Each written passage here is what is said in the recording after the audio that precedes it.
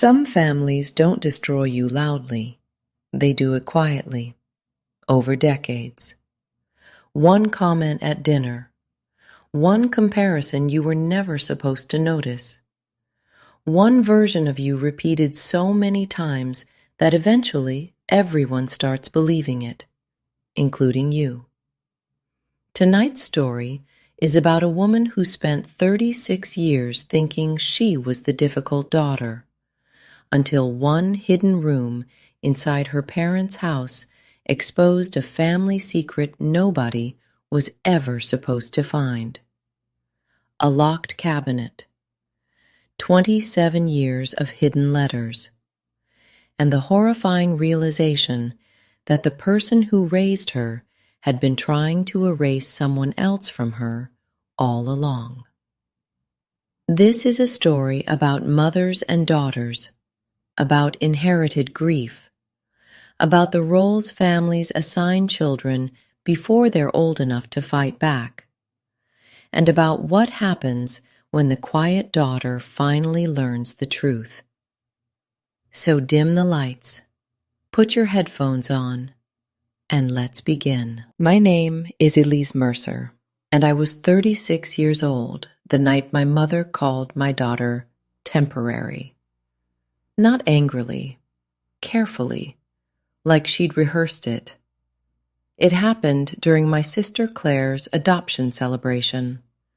50 people stood beneath white lanterns in my parents' backyard, drinking champagne, while my mother performed Happiness for the neighborhood.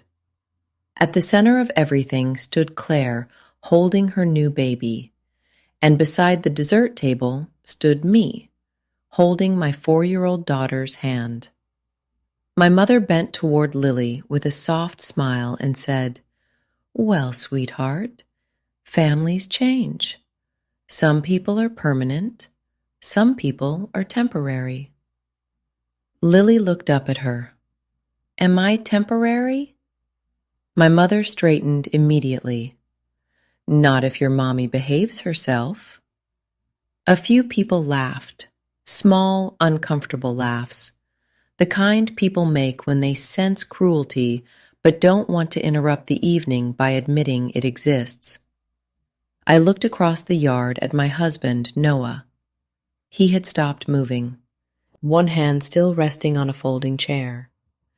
Because he knew, not just that the comment was cruel, but that something inside me had finally reached the point where it could no longer bend.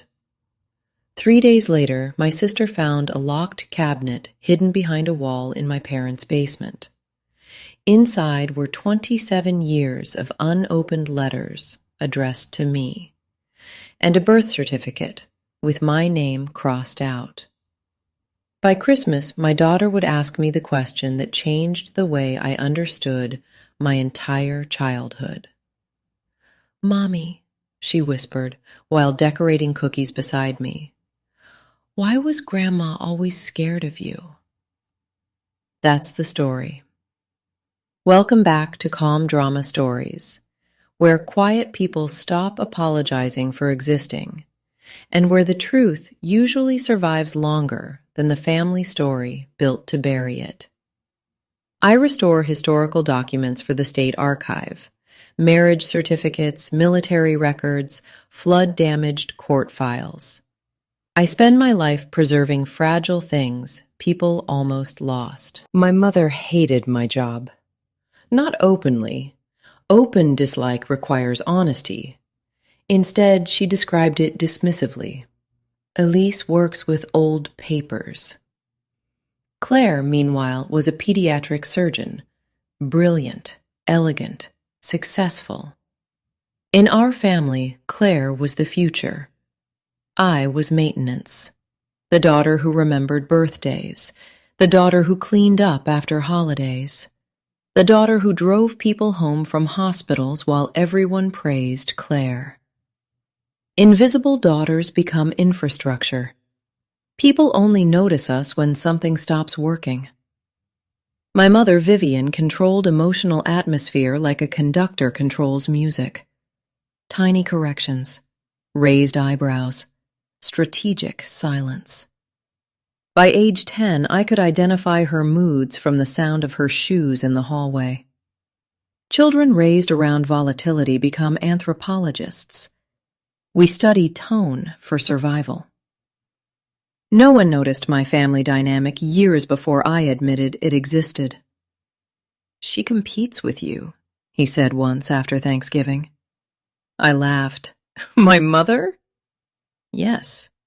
"That's ridiculous." "No," he answered gently. "It's sad." I didn't respond because acknowledging it would have required reorganizing my entire understanding of childhood. Then Claire adopted Ava after years of infertility and a collapsing marriage. For a while, motherhood softened her, but my mother treated Ava differently, not like a granddaughter, like a victory. At the adoption party, she introduced the baby by saying, "This is the child we waited for." The child, singular, as though Lily had been rehearsal material. I noticed, so did Noah, but Claire didn't. New mothers rarely see anything beyond survival. At first, I thought I imagined the exclusion. Then I realized every framed photograph around the yard featured Ava. None featured Lily. My daughter had been quietly edited out of the family narrative. The way archives lose documents when someone decides a history no longer serves the official record. That night on the drive home, Lily stared out the car window and asked, "Does Grandma wish I was different?" Noah's hands tightened around the steering wheel. I answered too quickly, "Of course not." But children notice lies. 3 days later, Claire called me at 6 in the morning. "Elise," she said sharply, "did you know there's a hidden room behind the basement wall?" Contractors renovating the basement had discovered a narrow storage space sealed sometime in the early 1990s. Inside sat one locked metal cabinet. Claire sounded unsettled. "Mom completely lost it," she said. That detail mattered. My mother never lost control publicly. By noon, Claire convinced our father to open the cabinet while Vivian attended a charity luncheon. Inside were letters, dozens, all addressed to me. And beside them sat a birth certificate, my name typed across the top, then crossed out in black ink. I drove to my parents' house in complete silence. The cabinet stood open on the dining room table. My father looked 20 years older. Claire held Ava against her shoulder, and between them sat 27 years of hidden correspondence tied together with faded blue ribbon. I stared at the birth certificate, Elise Helena Mercer. Then beneath it, adoptive name, Elise Vivian Mercer. My mother renamed me after herself. I looked at my father. "What is this?" He removed his glasses carefully. "You had another mother first." The room went silent. "You were born to Vivian's younger sister," he continued quietly. "Her name was Helena." I had never heard that name before, not once. My father explained everything slowly. Helena became pregnant at 19. The father disappeared. Vivian couldn't have children. Their parents arranged a private adoption inside the family. Then Helena died 6 months after I was born. I stared at the letters. Who wrote these? "Your grandmother," my father said. 27 years. 27 years of letters hidden behind a wall. I opened the first one with shaking hands. "Dear Elise, I don't know whether Vivian will ever let you read these, but I need to write them anyway. You laugh exactly like Helena. That line nearly destroyed me, because suddenly another version of my childhood existed, one where someone watched me grow up from a distance. The letters documented birthdays, school concerts, dresses I wore to Easter service. My grandmother had observed my life secretly for decades. One passage from my 10th birthday shattered me. Vivian corrected you 3 times at dinner before you stopped talking altogether. Helena used to go quiet like that, too. I looked up slowly. My father stared at the table, and suddenly every criticism reorganized itself. Not random, corrective. My mother had spent my entire life trying to erase another woman from my body. That evening, Vivian came home. She froze the second she saw the open cabinet. "You opened it," she said to my father. Not, "I can explain," just, "You opened it." Claire stood first. "You lied to us our entire lives." My mother stayed calm. "I protected this family." There it was. Protection. The favorite disguise of controlling people. I finally asked the question that mattered. Who was Helena? Vivian answered too quickly. She was unstable. My father interrupted softly. She was 19 and grieving. The room changed temperature. My mother's jaw tightened. She abandoned the baby. No, my father replied. Your parents threatened to institutionalize her if she kept Elise. Claire looked physically ill. I stared at my mother. She looked furious. Not at the truth, at exposure. Then my father said the sentence that finally explained my entire life. You reminded Vivian of Helena. Silence. She laughed like her, he continued, moved like her, drew like her. Vivian thought if she raised you correctly, eventually that resemblance would disappear. Raised correctly. The phrase made me nauseous. My mother hadn't simply disliked parts of me. She had spent decades trying to reshape me into proof she had won something. Then Vivian said the most revealing thing of the entire night. I was the one who stayed. Not, I loved you. Stayed.